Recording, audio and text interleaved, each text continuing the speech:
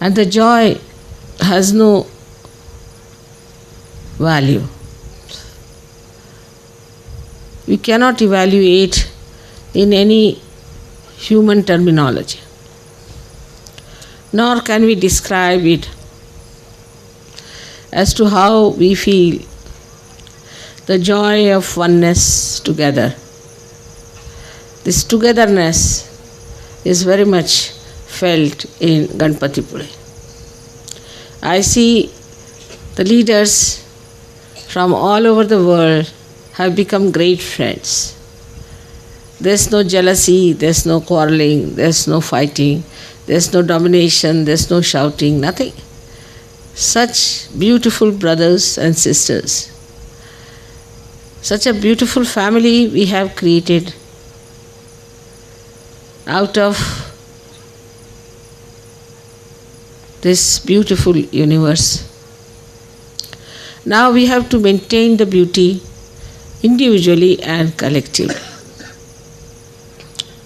Some people think that individually if you do something, that is all right. But if it is not related to the collective, it cannot be Sahaj. Anything that you do has to be related to the collective. Now to be individualistic is a trend in the modern times. And in that, how far we have gone into nonsense, that we know very well. Individuality is a personality within yourself, which has to be of different hues, of different colors, of different beauties. Like if you see the flowers, now every flower is different and individual. In its beauty, in its softness, in its fragrance, in its form, in its color, every leaf is different. But they adorn the whole forest, the whole garden, in such a beautiful manner that the whole thing works towards the collective. So the individuality is where we do not become like other people, exactly like military people as they are. The outside people may become like military people, but inside you become individual in the sense everybody has a different way of pleasing others, of teasing others, of loving others, of saying beautiful things. Everybody has a style of saying nice things and of offering your words of thanks and words of appreciation.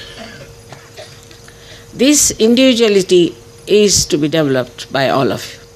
So if we could put our attention to this, how we could be more beautiful inside when we are touching others' hearts, how we could be very pure in our expression, genuine in our expression, not artificially. Like we have seen also that when you are superficial, you will say, thank you very much, thank you very much, thank you very much. And you don't mean it. It's just a lip service. You don't mean it. But in SahajaYoga, when you want to thank you, see, it is really heartfelt. I mean, you say it from your heart. You have to put your hand on your heart, otherwise you just can't say it. It is that way that we should feel. And once you open that heart fully, opening of the heart is very important. And that unless and until you can do it, you cannot enjoy anything in SahajaYoga. Because the heart where resides the spirit, and it is the spirit that emits the joy. So if you do not have an open heart, and if you are just living on very superficial level, you can never enjoy SahajaYoga. And this enjoyment of SahajaYoga is something to be really achieved and to be enjoyed. Because that's why you are here for. There's nothing else to offer in SahajaYoga but the joy of life. And that is the essence of all the achievements of life. Everything we do for the joy.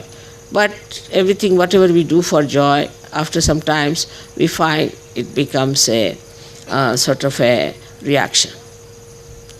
So there is very important point that to make our individuality beautiful, we should not immediately react to people.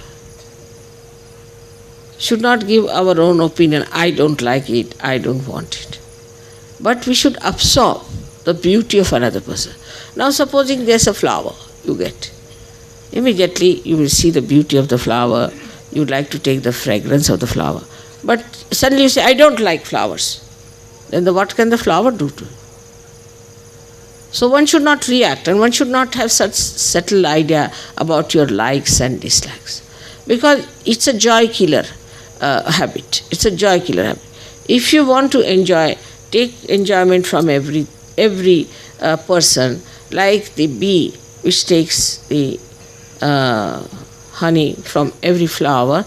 You must develop that sweet personality within yourself. And then only you will know what is sweet, what is good. And the enjoyment from one person to another, from one collective to another, from one city to another, from one country to another, will be just a beautiful, like a swing. It will be like a swing, going up and down, enjoying yourself. That's what is your real divine sensitivity. So again, today, the first thing we have to know that in our heart lies the power to absorb, to enjoy the beauty of spirituality. There's a beautiful sloka which I had told Mahatma Ji that he should put it first. He said, I was a very small girl, but he listened to me, which is a beautiful thing. Pratar namami. The first thing you have to say, Pratar namami rudhi sanspuradma tattvam satchit sukham paramahansa gatim turiyam. Meaning, early in the morning, I pray to that principle of my spirit, which is the truth, the attention and joy, so that I should go to the highest state of my ascent. So opening of the heart is very important for all of us.